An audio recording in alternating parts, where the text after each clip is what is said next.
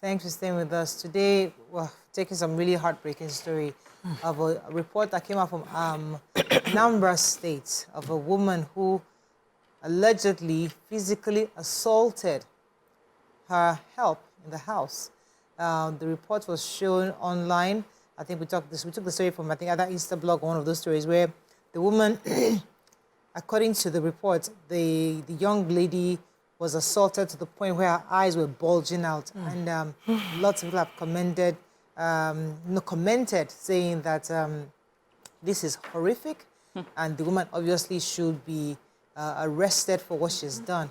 But when we see videos like this, it's another reminder, you know, of how we can caution ourselves, especially when we have domestic help working in our houses. We know lots of women have been faced in the past of accused of physically assaulting many of the helps. Some of them would pour hot water on them, some of them would use iron on them, some of them would put pepper in their private parts and stuff like that. And we've discussed this in the past. It's very horrific, but to think that it's still happening, it shows that there's a lot more work and sensitization that needs to be done out there. What do we do in this kind of situation? How do we handle these cases?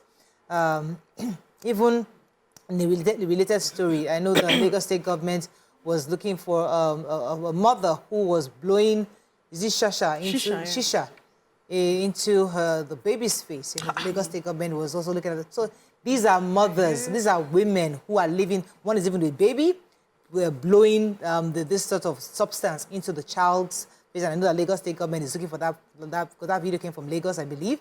And then this Anambra woman who has a minor living in her house and assaulted. So it goes back to how we behave, behavior of mothers and women at home, how we treat our children, how we treat our domestic staff and those under our care. This is the conversation for this one. You can call us on 081 07641 679 090 241 63440. You can also tweet us at TVC Connect. Please hashtag YourView TVC so we can read your tweets. Very heartbreaking story, Nima. I saw the story yesterday and I thought it was impossible. Yes. It felt like her eyes were boiled. I just thought, how can one human being inflict so much pain on another human being and find it easy? But then I see it as, I don't see it as an adult to a child. I see it as strong to a weaker person. Yeah. Because such a person who is a bully would rather employ this kind of, weaker person so that they can continue to prey on them. If now your mates, you employ, even as a help, as a salesperson, there's a level of beating you give the person before he will deck you by. Even if he doesn't blow you back, he will deck. This child obviously is weak, is vulnerable, is unprotected, and is sadly living with someone determined to kill.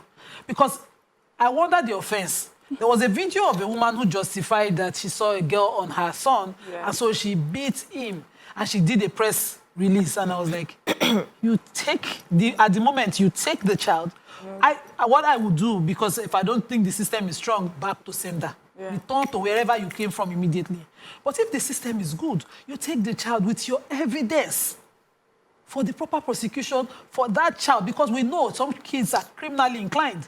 So you take the child to the necessary system. But before you will now be guilty yourself, because sometimes the innocent becomes guilty. Whatever the allegation that you think justifies what you do, you get to this point. This is totally wicked. I don't like the stereotyping. I know Igbo women from Anambra who are amazing to their maids. Who are amazing. In fact, my friend, we still live together. You can't tell who the child and the maid is. That's the truth. So, but this story like from Anambra doesn't mean that it doesn't happen across the country. No, there are many. It happens across country. Yes, it's just that the comments, also under it seem to, focus on this particular state or people from there. But for me, I think it's a widespread issue. Yeah. We have seen it in different forms across the country.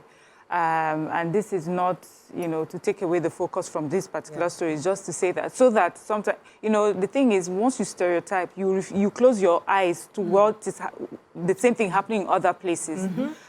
It's sad because, women, when we describe ourselves, we say we're just naturally nurturing. We're just, a woman is so empathetic. She's kind. When she sees things, her heart breaks. And it's the same empathetic and everything that does this. So, you know, and then when you hear the men now come, you know, for women, like, look at them. Any small thing, they are the whatever. See how they are wicked to themselves. I'm looking at this child and I'm saying, at what point didn't she get to a point that she thought this must be too much? Didn't she hear her cries that it must have, to get her and say, no, I should stop at this point? She blinded this poor child. Hey. You know, I don't know if no one was there on time, she would have killed this poor child. That's what I've seen. This woman was ready to kill this person. So the other story we're referring to, you did not complete the story. She said she found her maid on her child, like she was sexually abusing her child. That's what she said. And she ended, yes. That's this person. No, this is another one. person. And the child, the one that was sexually abusing, that's the maid, for whatever reason, ended up on top of fire. She used fire to burn her private. She claimed that the girl landed on the stove by herself. We don't, running through the back and landed. She came up with a convoluted story of how the girl ended up burning herself.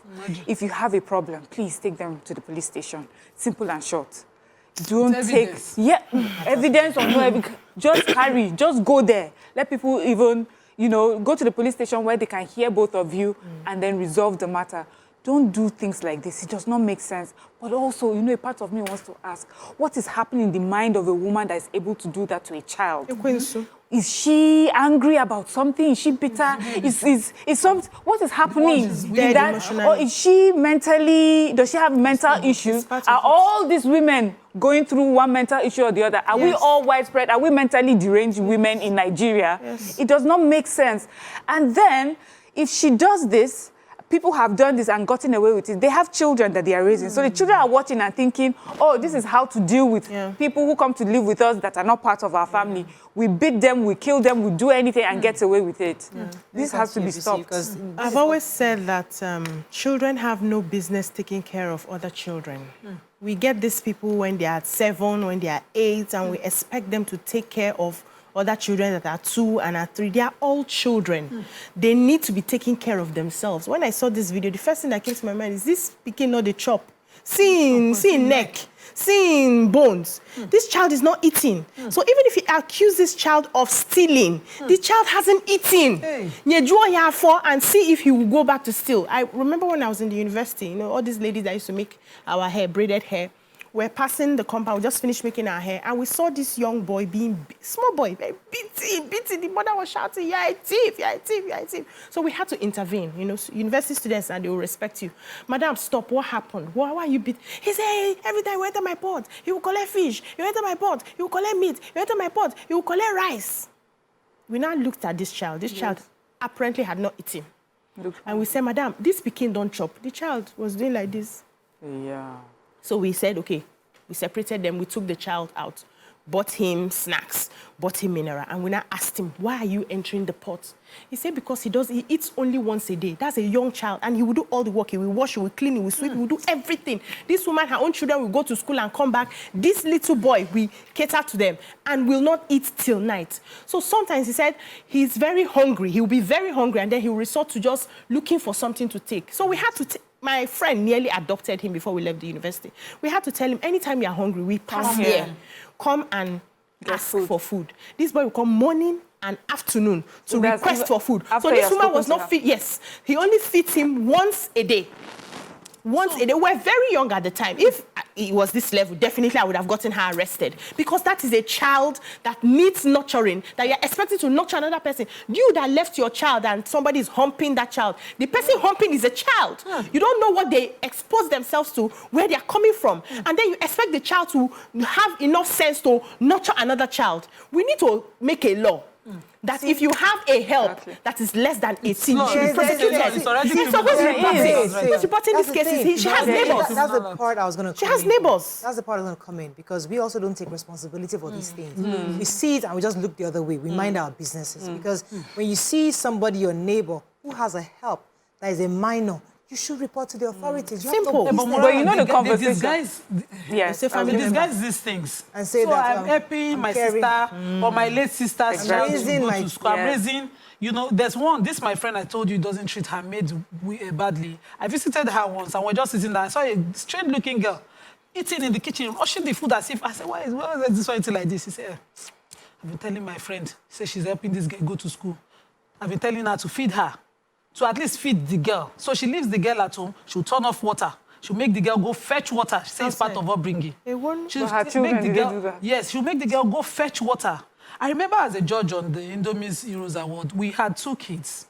One whose parents had died and they were in the village setting, and one that was involved in a fire. And there was this debate between myself and this lady with the prosthetic foundation. And I was saying, these are more vulnerable kids. These ones in the village. Because when one auntie picks them, I'm helping you. Is it not me? No, I did not kill my mother. Nobody will kill me. I'm helping them to raise you. So when they bring you, anything they do to that child, they'll say it's upbringing. The child will be made to fetch firewood inside city.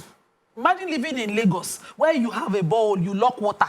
You say she should go and fetch water to wash the clothes. You cannot even draw a hose. I was saying, draw a hose. The landlady will fix the tap. The woman will still go and lock it. The tap is broken. That's why I say she should be fetching from outside. Just to create a form of hardship that she justifies as upbringing for that child. And the child is even underage. So they will justify anything culturally. They disguise a lot as to why the person is, having to go through that. Whatever you are training that child to do, let your children be doing the same thing.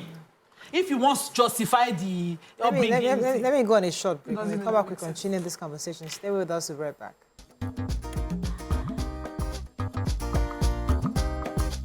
Stay tuned. Your View will be right back.